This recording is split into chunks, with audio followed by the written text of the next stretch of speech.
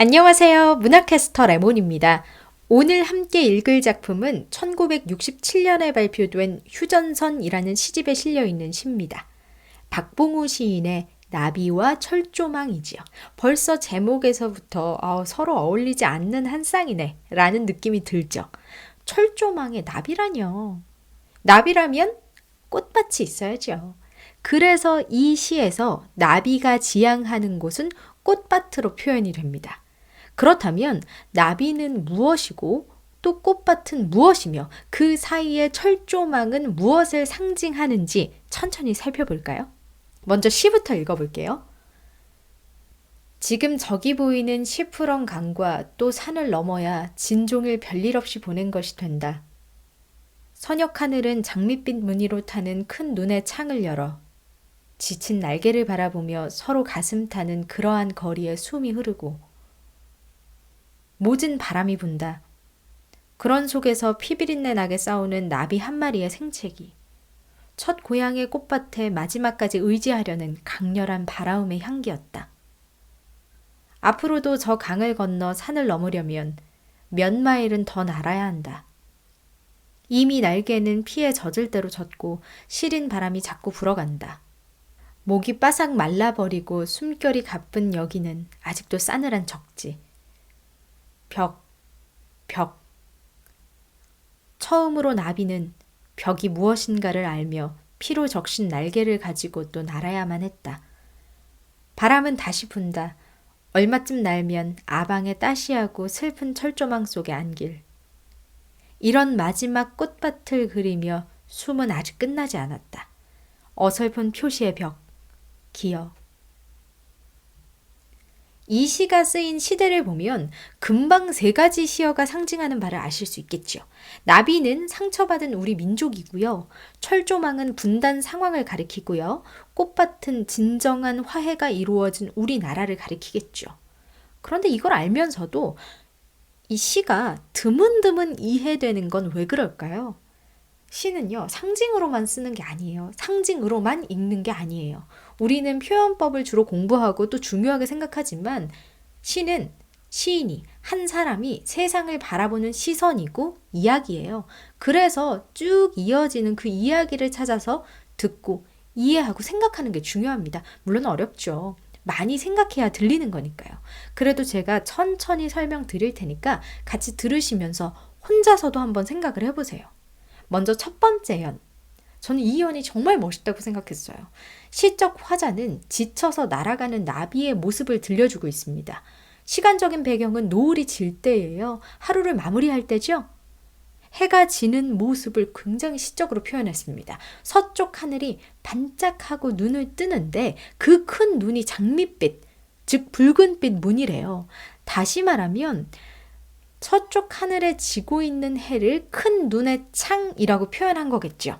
그리고 하늘의 눈이 지친 날개를 바라본다고 합니다. 누구의 날개가 지쳤을까요? 당연히 나비의 날개가 지쳤겠죠. 그런데 우리는 첫 번째 연이 도대체 무슨 말인지를 모르겠어요. 나비가 지친 것도 알겠고 해가 질 무렵인 것도 알겠는데 시푸런 강과 산을 넘어야 별일 없이 보낸 게 된다고요? 그래서 서로 가슴이 타고 숨이 흐른다고요?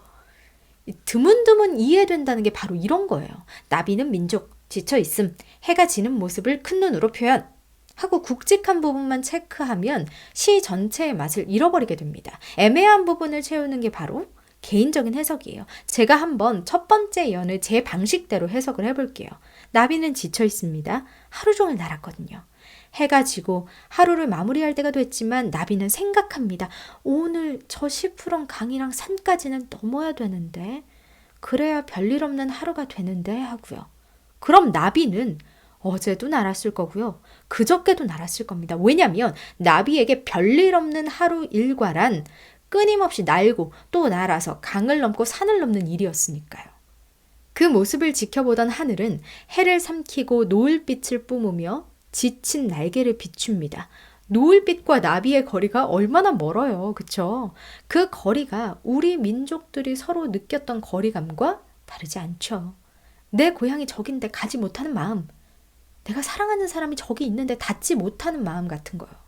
그리고 그 거리에 숨이 흐른다는 건 아마도 시인이 노을과 나비 사이에서 흘러다니는 바람, 공기의 흐름을 느낀 게 아니었을까요? 사실 노을이나 햇빛이 강하게 내리쬐면 거기에 작은 티끌들이 바람을 타고 흘러가는 게 보이거든요.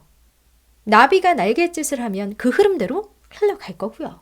그래서 서로 가슴이 타는 거리에 숨이 흐른다는 건 안타깝도록 먼 거리를 진종일 날아온 나비의 숨이라고 해석할 수도 있지 않을까요?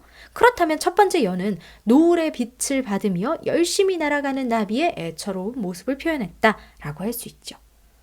근데 안 그래도 나비는 힘들어 죽겠는데. 이제 두 번째 연으로 가볼까요? 모진 바람까지 붑니다. 그 속에서 나비는 생채기가 생기죠.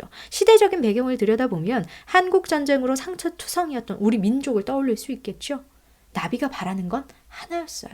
바로 첫 고향의 꽃밭이요.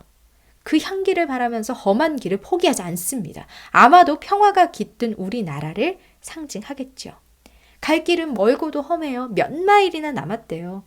나비의 그 작은 날갯짓으로 몇 킬로나 더 가야 되는 거예요.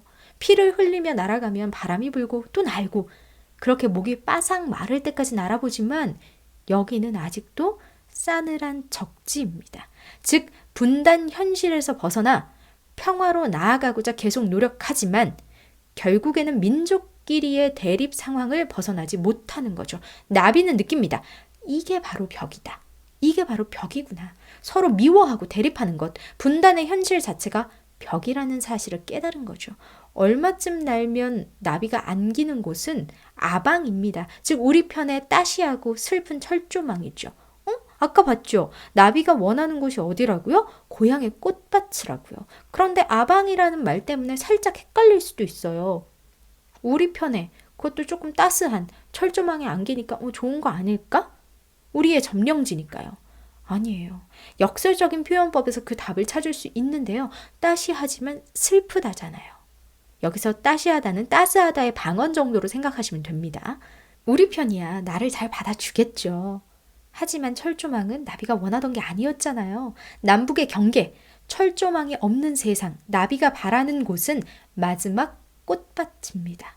그래서 나비는 숨이 끝날 때까지 날아갈 작정이에요. 날면 넘을 수 있는 어설픈 표시의 벽을 넘기 위해서요.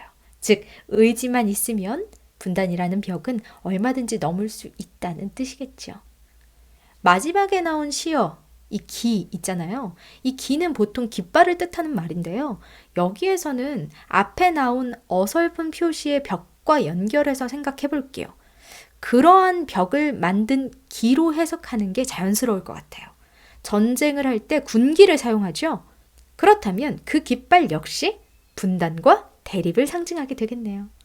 어떠셨어요? 의미나 주제는 명확해서 많은 분들이 잘 알고 계시는 시예요. 하지만 드문드문 해석되는 부분을 참고하셔서 더 잘 해석하실 수 있도록 제 개인적인 해석도 덧붙여 봤습니다. 박봉우 시인의 나비와 철조망 여기까지였고요. 지금까지 문학캐스터 레몬이었습니다.